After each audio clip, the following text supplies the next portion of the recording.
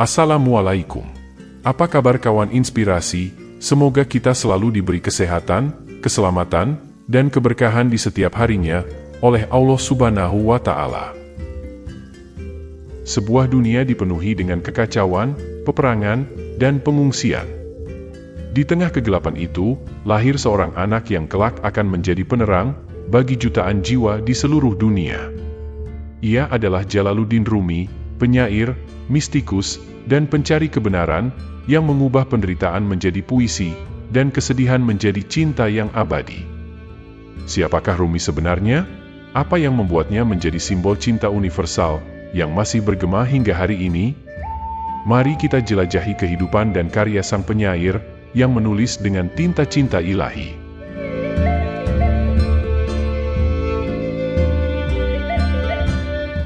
Pada tahun 1207, di sebuah kota kuno bernama Balkh, yang kini menjadi bagian dari Afghanistan, lahirlah seorang anak yang kelak akan mengguncang dunia dengan kata-katanya. Ia adalah Jalaluddin Muhammad, yang dikenal oleh dunia dengan nama Rumi. Balkh yang saat itu berada di bawah kekuasaan Kekaisaran Khwarazm, adalah pusat kebudayaan dan spiritualitas. Disinilah Rumi tumbuh, dikelilingi oleh keluarganya yang penuh kebijaksanaan dan pengaruh spiritual. Ayahnya, Bahauddin Walad, adalah seorang ulama terkenal dan dihormati sebagai seorang mistikus sufi yang mendalam pengetahuannya. Sang ayah sering mengisi hari-hari Rumi dengan ajaran-ajaran agama dan kebijaksanaan hidup yang menyulut api kecintaan pada ilmu pengetahuan dalam diri Rumi. Ibunya, seorang keturunan bangsawan, memberikan Rumi perhatian dan kasih sayang yang membuatnya tumbuh sebagai anak yang cerdas dan peka terhadap lingkungan sekitarnya. Namun, masa kecil Rumi tidak selamanya dipenuhi dengan ketenangan. Pada awal abad ke-13, dunia Islam berada di bawah bayang-bayang ancaman besar. Tentara Mongol, dipimpin oleh Genghis Khan, mulai mengancam wilayah-wilayah kekuasaan Islam di Asia Tengah. Kekacauan dan ketakutan menyebar di seluruh negeri, memaksa banyak orang untuk meninggalkan rumah mereka dalam upaya untuk menyelamatkan diri. Keluarga Rumi tidak luput dari ancaman ini. Saat Rumi berusia sekitar 9 tahun, ayahnya memutuskan untuk membawa keluarganya meninggalkan Balkh. Mereka memulai perjalanan panjang dan penuh tantangan, melintasi berbagai kota di sepanjang rute perdagangan kuno, mencari tempat yang aman untuk menetap. Dalam perjalanan ini, Rumi muda menyaksikan langsung kehancuran dan penderitaan yang disebabkan oleh invasi Mongol, sebuah pengalaman yang kelak akan membentuk pandangan spiritual dan kemanusiaannya. Perjalanan mereka membawa keluarga Rumi ke Nishapur, sebuah kota yang menjadi tempat pertemuan penting bagi Rumi. Di Nishapur, Rumi bertemu dengan Fariduddin Attar, seorang sufi besar dan penyair yang telah menulis banyak karya mistis. Attar melihat potensi besar dalam diri Rumi muda, dan memberinya sebuah kitab berjudul Asrar Nama, atau Kitab Rahasia. Sebuah karya yang mengajarkan tentang hakikat hidup dan pencarian spiritual. Pertemuan ini meninggalkan kesan mendalam pada Rumi, dan menjadi salah satu titik awal dari perjalanan spiritualnya yang luar biasa. Setelah meninggalkan Nishapur, keluarga Rumi melanjutkan perjalanan mereka menuju Baghdad, Mekah, dan akhirnya ke Anatolia. Di Anatolia, mereka menetap sementara di berbagai kota, termasuk Malatya dan Erzincan, sebelum akhirnya tiba di Konya pada tahun 1228. Konya, yang saat itu berada di bawah kekuasaan Kesultanan Seljuk, menjadi rumah baru bagi Rumi dan keluarganya. Disinilah ayahnya, Bahauddin Walad, mendapatkan pengakuan sebagai seorang pemimpin spiritual dan diberikan posisi penting di masyarakat. Di Konya, Rumi melanjutkan pendidikannya dengan tekun, mempelajari berbagai ilmu agama, filsafat, dan sastra. Namun, pada tahun 1231, Rumi menghadapi salah satu kehilangan terbesar dalam hidupnya. Ayahnya, Bahauddin Walad, wafat, meninggalkan Rumi dalam kesedihan yang mendalam. Pada usia 24 tahun, Rumi mewarisi posisi ayahnya sebagai seorang guru dan pemimpin spiritual, meskipun ia merasa belum sepenuhnya siap untuk memikul tanggung jawab besar ini. Tetapi Rumi tidak pernah berhenti belajar. ia melanjutkan pendidikannya di Aleppo dan Damaskus, dua kota yang pada waktu itu merupakan pusat keilmuan dan spiritualitas Islam. Di sana, Rumi mendalami berbagai cabang ilmu pengetahuan dan memperoleh pemahaman yang lebih dalam tentang kehidupan dan spiritualitas. Ketika Jalaluddin Rumi kembali ke Konya, setelah menyelesaikan pendidikannya di Aleppo dan Damaskus, ia sudah dikenal sebagai seorang ulama dan cendekiawan yang luar biasa. Namanya mulai menyebar, dan banyak orang dari berbagai penjuru datang untuk mendengarkan ceramah-ceramahnya. Namun, di balik ketenaran dan kesuksesannya, Rumi merasakan kekosongan yang mendalam dalam jiwanya. Ia merindukan sesuatu yang lebih dari sekedar pengetahuan dan pengajaran. Ia mencari makna yang lebih dalam tentang kehidupan dan cinta ilahi. Dan pencarian inilah yang akan membawanya pada pertemuan yang akan mengubah hidupnya, pertemuan dengan Syams Tabrizi, seorang sufi pengembara yang akan menjadi cermin bagi jiwa Rumi. Pada tahun 1244, ketika Rumi berusia 37 tahun, hidupnya berubah drastis dengan kedatangan seorang sufi pengembara bernama Syamsuddin Tabrizi, atau lebih dikenal sebagai Syams Tabrizi. Pertemuan ini terjadi secara tidak terduga di Pasar Konya, sebuah kota yang saat itu merupakan pusat perdagangan dan kebudayaan di Anatolia. Syams adalah seorang dervish yang berani dan tidak konvensional, seorang pria yang tidak peduli pada formalitas sosial dan hanya mengejar kebenaran dan cinta sejati. Saat pertama kali bertemu, Syams menatap dalam-dalam ke mata Rumi dan mengajukan pertanyaan yang sangat sederhana namun mendalam. Siapa yang lebih besar, Nabi Muhammad atau Bayazid Bastami? Pertanyaan ini mengguncang Rumi karena mengandung implikasi spiritual yang dalam. Rumi memberikan jawaban yang mendalam dan menunjukkan kebijaksanaannya. Rumi menjawab bahwa Nabi Muhammad lebih besar karena Bayazid Bastami pernah berkata, "Maha suci aku, betapa agung kedudukanku," setelah ia mencapai keadaan spiritual yang tinggi. Sementara Nabi Muhammad, meskipun memiliki kedudukan yang jauh lebih tinggi dari Bayazid, selalu merasa rendah hati dan memohon ampunan kepada Tuhan, sering mengucapkan, "Ya Allah, aku tidak mengenalmu, sebagaimana mestinya aku mengenalmu." Jawaban Rumi ini menunjukkan bahwa kebesaran sejati terletak pada kerendahan hati dan kesadaran bahwa betapapun tinggi pencapaian spiritual seseorang, Tuhan tetap tidak terjangkau dan tak terbatas. Sementara Bayazid mencapai tingkat kesadaran yang tinggi dan merasa kagum pada pencapaiannya.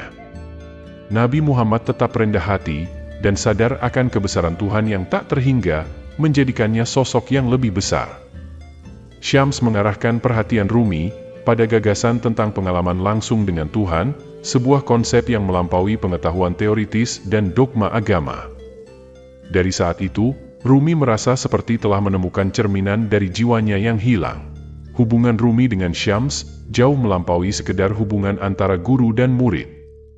Syams bukan hanya seorang sahabat, tetapi juga seorang pemandu spiritual yang membuka pintu hati Rumi kepada cinta ilahi yang sejati. Keduanya menghabiskan waktu berjam-jam dalam percakapan yang intens dan meditasi, seringkali mengabaikan dunia luar. Rumi menjadi sangat tergila-gila dengan Syams, sehingga ia mulai mengabaikan tugas-tugasnya sebagai guru dan pemimpin spiritual, sesuatu yang membuat murid-murid dan pengikutnya resah. Transformasi spiritual yang dialami Rumi akibat pertemuannya dengan Syams mulai tampak jelas dalam karya-karyanya. Ia mulai menulis puisi-puisi yang meluap dengan perasaan cinta, ekstasi, dan pencarian akan persatuan dengan Tuhan. Di dalam puisi-puisinya, Syams menjadi simbol cinta ilahi, dan melalui Syams, Rumi menemukan jalan untuk meraih kesatuan dengan Sang Pencipta. Namun, kedekatan ini juga menimbulkan kecemburuan di antara para murid Rumi yang merasa tersisih oleh pengaruh Syams.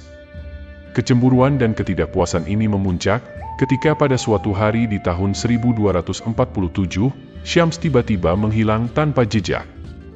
Beberapa sumber menyatakan bahwa Syams mungkin telah dibunuh oleh murid-murid Rumi yang cemburu, sementara yang lain percaya bahwa ia pergi dengan sukarela untuk menguji ketulusan Rumi. Kehilangan Syams ini menghancurkan hati Rumi dan meninggalkan luka mendalam yang tidak pernah sepenuhnya sembuh. Namun, dari penderitaan ini lahirlah beberapa karya terbesar Rumi. Dengan perasaan kehilangan yang sangat mendalam, ia mulai menulis puisi-puisi yang kelak menjadi bagian dari Divane Syams-e Tabrizi, sebuah kumpulan puisi yang didedikasikan untuk Syams. Setiap bait dalam puisi-puisi ini menggambarkan cinta yang begitu mendalam dan kerinduan yang tak terpuaskan untuk bersatu kembali dengan kekasih spiritualnya. Melalui puisi-puisi ini, Rumi mengekspresikan keyakinannya bahwa cinta sejati adalah jalan menuju Tuhan, dan bahwa penderitaan adalah bagian dari proses penyatuan dengan yang ilahi. Kehilangan Syams juga mendorong Rumi untuk beralih dari sekedar seorang ulama menjadi seorang mistikus yang merayakan cinta sebagai esensi dari kehidupan. Ia mulai menarik lebih banyak pengikut yang tertarik pada ajaran-ajaran mistiknya yang menekankan cinta, kesederhanaan, dan pencarian spiritual. Rumi mengembangkan tarian sufi yang dikenal sebagai sema, di mana para dervish berputar dalam lingkaran sebagai simbol dari perjalanan jiwa menuju Tuhan. Tarian ini menjadi salah satu ekspresi paling dikenal dari ajaran-ajaran Rumi dan Ordo Mevlevi yang didirikannya. Meskipun Rumi kehilangan Syams, hubungan spiritual mereka tetap hidup dalam karya-karya Rumi. Puisi-puisi yang ditulisnya selama periode ini tidak hanya menjadi ekspresi dari cintanya kepada Syams, tetapi juga menjadi cerminan dari cintanya kepada Tuhan. Karya-karya ini terus hidup dan menginspirasi jutaan orang di seluruh dunia hingga hari ini, menunjukkan bahwa cinta sejati tidak pernah mati, bahkan setelah kehilangan fisik. Kehidupan Jalaluddin Rumi setelah kehilangan Syams Tabrizi diwarnai oleh kedalaman spiritual yang semakin meningkat dan karya-karya sastra yang abadi. Rumi tidak hanya menjadi seorang penyair mistis, tetapi juga seorang guru spiritual yang menginspirasi generasi demi generasi. Kehilangan Syams memicu gelombang kreatif dalam diri Rumi yang memuncak dalam penulisan beberapa karya terbesar dalam sejarah sastra Islam. Setelah kepergian Syams, Rumi menyadari bahwa penderitaan dan kerinduan yang ia rasakan adalah jalan menuju pemahaman yang lebih dalam tentang cinta ilahi. Cinta ini bukan hanya cinta antara manusia, tetapi cinta universal yang menghubungkan jiwa manusia dengan Tuhan. Dalam keadaan ini, Rumi mulai menulis Masnavi Manavi, yang juga dikenal sebagai Masnavi atau Matnawi, sebuah karya besar yang sering disebut sebagai Al-Quran dalam bahasa Persia, karena kedalamannya dalam menjelaskan ajaran-ajaran spiritual. Masnavi adalah sebuah puisi epik yang terdiri dari 6 jilid, yang disusun dalam bentuk syair panjang. Karya ini adalah panduan bagi para pencari spiritual, untuk memahami cinta ilahi, pencarian kebenaran, dan perjalanan jiwa menuju Tuhan. Rumi menulis Masnavi dalam bahasa Persia, yang pada saat itu adalah bahasa sastra dan kebudayaan di dunia Islam, meskipun ia juga menguasai bahasa Arab dan Turki. Setiap kisah dalam Masnavi mengandung makna yang dalam dan penuh dengan simbolisme. Rumi menggunakan cerita-cerita dari Al-Quran, hadis, dan tradisi sufi, serta cerita-cerita rakyat dan kisah-kisah sehari-hari, untuk menjelaskan ajaran-ajaran spiritualnya. Ia seringkali membahas tema-tema seperti cinta, kesabaran, pengampunan, dan penyerahan diri kepada kehendak Tuhan. Melalui Masnavi, Rumi berusaha menunjukkan bahwa tujuan akhir hidup manusia adalah mencapai persatuan dengan Tuhan, yang hanya bisa dicapai melalui cinta yang tulus dan pengabdian. Namun, Masnavi bukan satu-satunya karya besar yang lahir dari pena Rumi. Kumpulan puisinya yang lain, Divane Syams-e Tabrizi, atau Divan, juga merupakan mahakarya yang didedikasikan untuk sahabatnya, Syams Tabrizi. Divan terdiri dari lebih dari 40.000 bait yang meliputi ghazal, rubaiyat, dan puisi-puisi mistis lainnya. Di dalam Divan, Rumi mengekspresikan perasaannya yang paling mendalam tentang cinta, ekstasi, dan kerinduan akan persatuan dengan Sang Pencipta. Setiap bait dalam Divan mengandung energi spiritual yang kuat, seolah-olah setiap kata ditulis dengan tinta cinta ilahi yang mengalir dari hatinya. Melalui Divan, Rumi merayakan cinta ilahi yang tak terbatas, sebuah cinta yang melampaui batas-batas duniawi, dan membawa jiwa manusia ke dalam pelukan Tuhan. Ia menggambarkan cinta ini sebagai api yang membakar, yang memurnikan jiwa, dan menghapus semua keterikatan duniawi. Rumi percaya bahwa melalui cinta, manusia dapat mencapai pencerahan dan kesadaran tertinggi, di mana mereka menyadari bahwa segala sesuatu di dunia ini hanyalah cerminan dari Sang Pencipta. Sementara itu, Rumi juga menulis karya-karya lain yang mengandung ajaran-ajaran spiritual dan kebijaksanaan hidup. Salah satu karya penting lainnya adalah Fihi Ma Fihi, yang berarti, di dalam ada di dalam. Buku ini adalah kumpulan ceramah dan diskusi yang dilakukan Rumi dengan murid-muridnya. Fihi Ma Fihi memberikan wawasan yang lebih langsung dan praktis tentang ajaran-ajaran Rumi, menjadikannya sumber yang penting bagi mereka yang ingin memahami lebih dalam tentang pemikirannya. Selain itu, Rumi juga menulis Makatib, yang merupakan kumpulan surat-suratnya. Dalam surat-surat ini, Rumi menulis kepada sahabat, pengikut, dan tokoh-tokoh penting pada zamannya. Surat-surat ini memberikan gambaran tentang kehidupan pribadi Rumi, hubungannya dengan orang lain, serta pandangannya tentang berbagai masalah kehidupan dan spiritualitas. Selama masa ini, Rumi juga semakin mendalami praktik-praktik spiritual yang menjadi bagian dari kehidupan sehari-harinya. Ia mulai mempopulerkan tarian Sema, yang kemudian dikenal sebagai tarian para darwis berputar. Tarian ini bukan hanya sebuah bentuk ibadah, tetapi juga simbol dari perjalanan spiritual yang dilakukan jiwa manusia untuk mencapai persatuan dengan Tuhan. Dalam tarian ini, para darwis berputar dalam lingkaran, melambangkan perputaran alam semesta, dan perjalanan jiwa menuju pusat eksistensi, yaitu Tuhan. Pada akhirnya, karya-karya Rumi dan ajaran-ajarannya tidak hanya mempengaruhi para pengikutnya di Konya, tetapi juga menyebar ke seluruh dunia Islam, dan melampaui batas-batas kebudayaan. Rumi menjadi salah satu tokoh paling berpengaruh dalam tradisi Sufi, dan ajaran-ajarannya tentang cinta ilahi dan pencarian spiritual masih bergema hingga hari ini. Di penghujung hidupnya, Jalaluddin Rumi telah mencapai status legendaris, tidak hanya sebagai seorang ulama dan penyair, tetapi juga sebagai seorang guru spiritual yang dihormati di seluruh dunia Islam.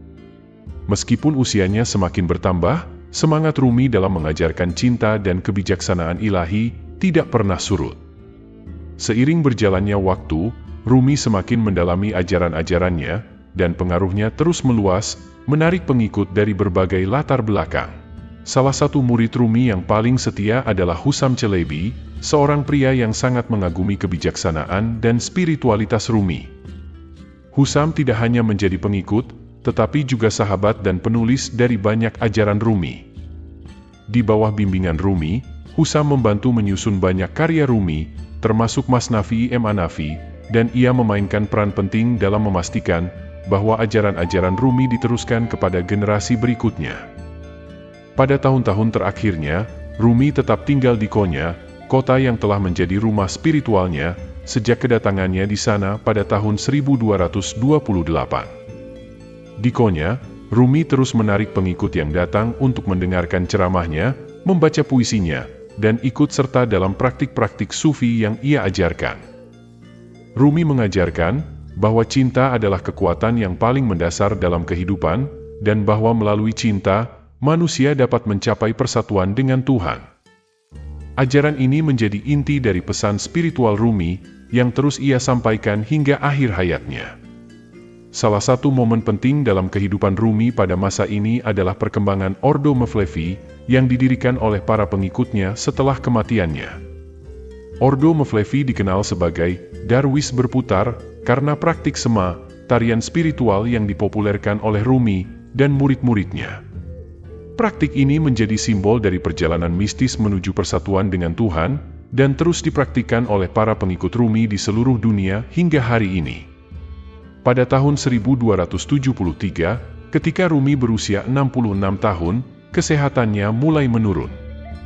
Meskipun tubuhnya mulai melemah, jiwa Rumi tetap kuat, dan ia terus menulis dan mengajar hingga hari-hari terakhirnya. Rumi tidak melihat kematian sebagai akhir, melainkan sebagai perpindahan menuju persatuan yang lebih sempurna dengan Tuhan. Ia seringkali berbicara tentang kematian dengan penuh cinta dan harapan, menyebutnya sebagai pernikahan, sebuah momen ketika jiwa akhirnya bersatu dengan sang kekasih. Pada tanggal 17 Desember 1273, Rumi akhirnya berpulang ke hadirat Tuhan.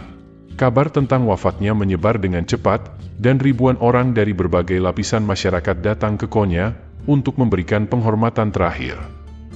Mereka datang bukan hanya dari kalangan Muslim, tetapi juga dari komunitas Yahudi, Kristen, dan agama-agama lain yang mengagumi ajaran-ajaran Rumi. Kematian Rumi bukanlah akhir dari pengaruhnya, melainkan awal dari penyebaran ajarannya yang semakin luas. Pemakaman Rumi berlangsung dengan penuh penghormatan. Jenazahnya dimakamkan di Konya, di tempat yang kemudian menjadi tempat suci bagi para pengikutnya. Makam Rumi, yang dikenal sebagai Mausoleum Rumi atau Mevlana Museum, menjadi salah satu situs ziarah paling penting di dunia Islam, dikunjungi oleh ribuan peziarah setiap tahun. Makamnya dihiasi dengan kaligrafi yang indah, dan dikelilingi oleh suasana yang penuh ketenangan dan spiritualitas. Setelah kematiannya, para pengikut Rumi mendirikan Ordo Mevlevi secara resmi, dan ajaran-ajarannya mulai dikodifikasi dan disebarluaskan ke seluruh dunia. Masnavi dan Divane Syamse Tabrizi diterjemahkan ke dalam berbagai bahasa, dan karya-karya Rumi menjadi sumber inspirasi bagi banyak orang, tidak hanya di dunia Islam, tetapi juga di Barat. Pengaruh Rumi terus tumbuh dari generasi ke generasi, menjadikannya salah satu penyair dan mistikus yang paling dihormati di seluruh dunia. Cinta dan kebijaksanaan yang ia ajarkan, menjadi warisan abadi yang melampaui batas-batas agama dan budaya. Ajaran-ajaran Rumi tentang cinta ilahi, persatuan dengan Tuhan, dan pentingnya kebersamaan manusia dalam cinta, telah menyentuh jutaan jiwa dan terus menginspirasi hingga hari ini. Rumi, yang dalam hidupnya telah mengalami kehilangan, penderitaan, ekstasi spiritual, dan mencapai kesadaran tertinggi bahwa segala sesuatu di dunia ini adalah cerminan dari Tuhan.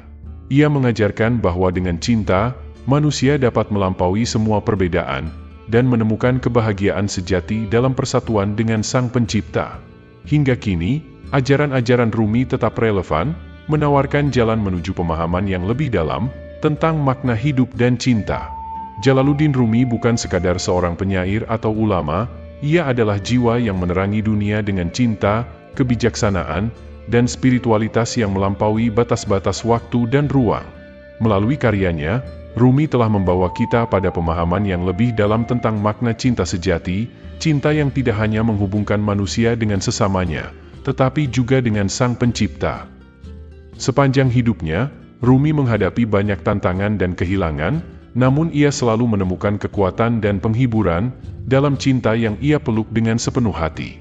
Kehidupan Rumi mengajarkan kita bahwa dalam setiap penderitaan, ada peluang untuk menemukan makna yang lebih dalam setiap kehilangan, ada jalan menuju persatuan yang lebih erat dengan Tuhan. Ia menunjukkan bahwa melalui kerendahan hati dan penyerahan diri, manusia dapat mencapai kesadaran tertinggi dan menemukan kedamaian sejati. Warisan Rumi adalah ajaran tentang cinta yang universal, yang menyentuh hati siapa saja yang mendengarnya, tanpa memandang latar belakang atau keyakinan. Dalam dunia yang seringkali dipenuhi oleh kebencian dan perpecahan, ajaran-ajaran Rumi tentang cinta dan persatuan menjadi lebih relevan dari sebelumnya. Ia mengingatkan kita bahwa kebahagiaan sejati bukanlah hasil dari pencapaian materi atau pengakuan sosial, melainkan dari kedekatan kita dengan Tuhan, dan hubungan kita dengan sesama manusia.